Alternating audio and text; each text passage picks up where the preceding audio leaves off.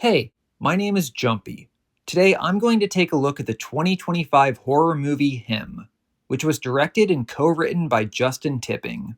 This film threw me off in the very first minute, which is impressive. The Universal Pictures and Monkey Paw Productions logos are in the 2:35 to 1 aspect ratio. Then it suddenly shifts to 16:9 when the movie proper starts. I had to stop it and make sure that this was how it was supposed to look. Thankfully, it is.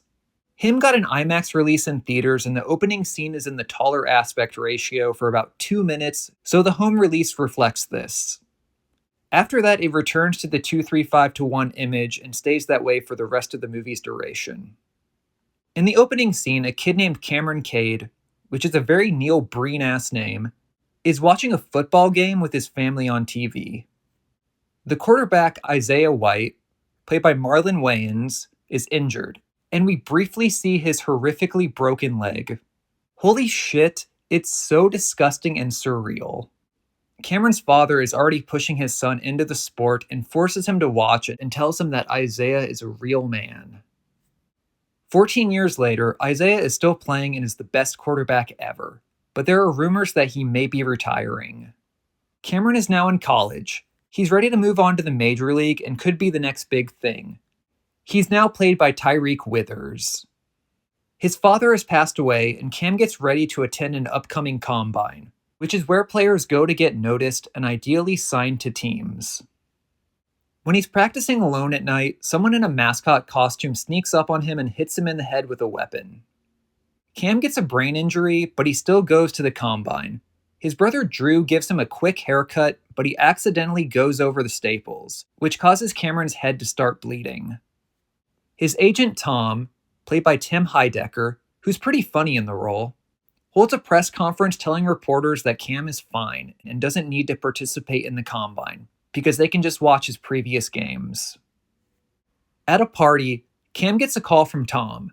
Tom also represents Isaiah White, and Isaiah wants Cam to spend a week training with him, which will get him signed to the team. He goes out to Isaiah's training place in the desert that has an indoor football field and begins his quote-unquote mini boot camp. Things have already been odd in a few spots, like the attack itself and the fans outside of Isaiah's training facility, but they get weirder. Alright, I don't give a shit about football. I've never really watched it. When I was a kid, I had a couple football games on the Super Nintendo that we got for pretty cheap. Those were NCAA football and Madden 95. They weren't my favorites, but I did play them a little bit.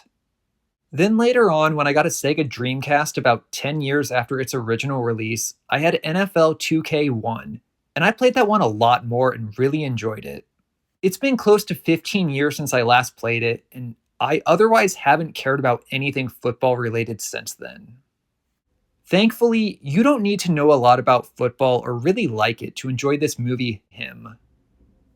I really love the look of this film. It's very striking.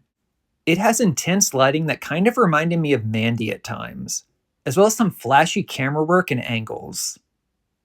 Sometimes the movie goes into this X-ray mode where you can see people's skeletons. I like those skeletons. Each day is presented with a huge title card and theme. There's a lot of flair to this movie, and I like looking at it. After the first party scene, there are a couple others, and they get out of control. I haven't seen a party like this since Boone Wells' Viridiana. The acting in Him is uniformly strong. Marlon Wayans is great as a character who's always up to something, and you're not sure what that is or what he's trying to teach. I think Withers is very believable as Cam.